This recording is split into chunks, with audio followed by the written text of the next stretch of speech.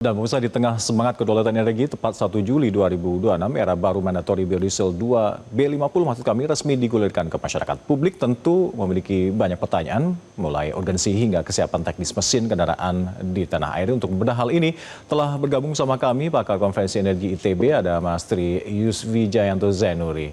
Mas Yus, pemerintah ini menyebut B50 ini sebagai kunci ketahanan energi. Apa urgensi kebijakan konversi biodiesel B50 ini khususnya bagi kedaulatan energi nasional, Mas?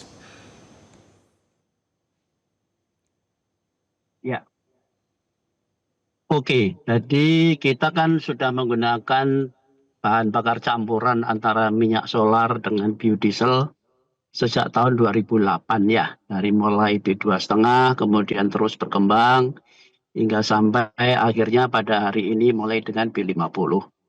Dan kalau kita lihat dari waktu ke waktu ya memang ada dampak positif dan dampak negatifnya.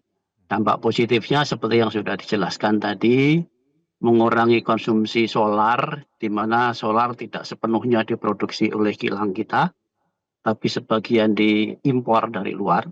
Sehingga dengan penggunaan biodiesel ini, volume solar yang diimpor dari waktu ke waktu cenderung untuk berkurang.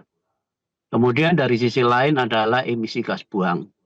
Karena berasal dari sumber nabati, maka biasanya tidak dihitung sebagai menyumbang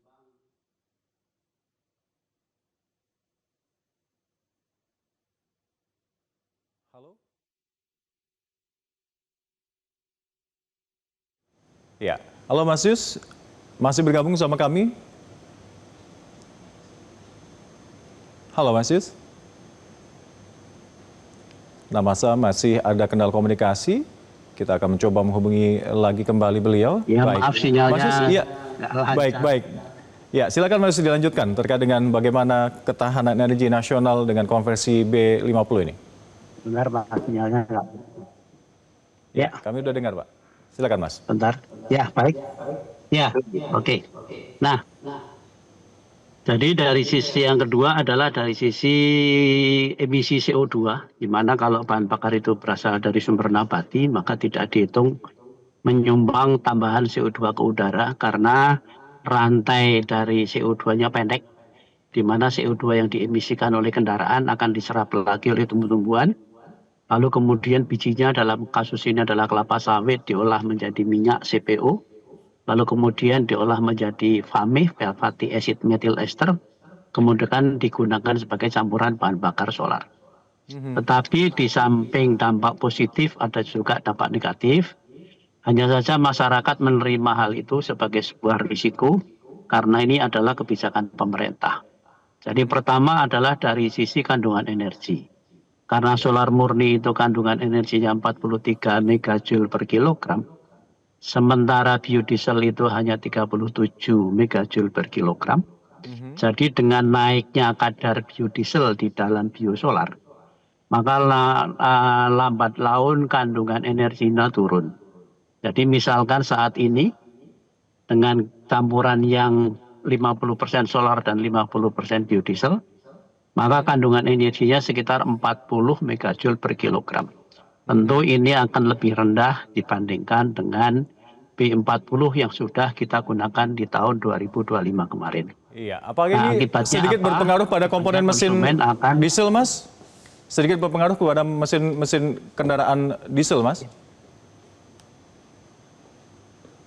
Baik, jadi karena tadi kandungan energi yang turun, maka konsumsi bahan bakar akan meningkat dari hasil uji coba di pertambangan kira-kira sekitar 3%.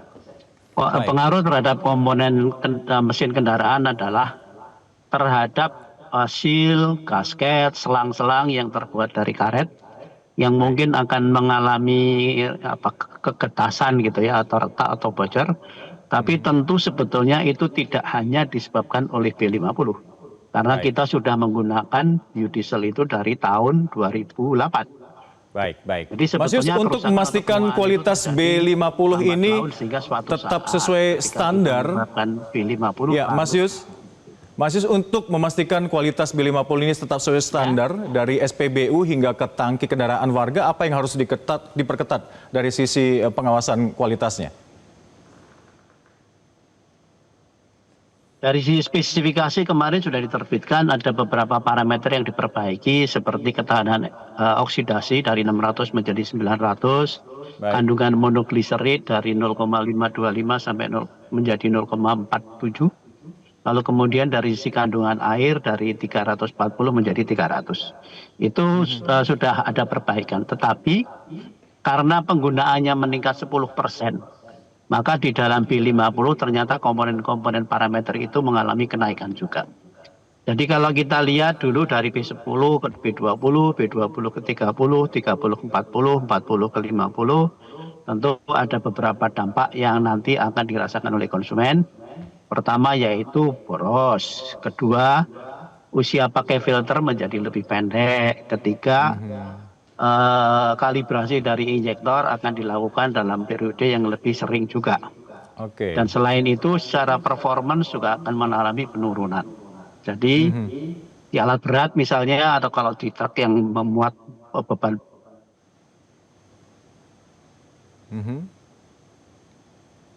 Iya, Mas Yus. Baik, Mas Yus, masih bersama kami? Nampaknya sedikit terkendala komunikasi kembali karena buruknya sinyal komunikasi di sana. Baik, terima kasih Mas Yus telah bergabung bersama kami. Pakar konversi energi dari ITB telah bergabung bersama kami di Prioritas Indonesia. Cara baru mendapatkan informasi. Download Metro TV Extend sekarang.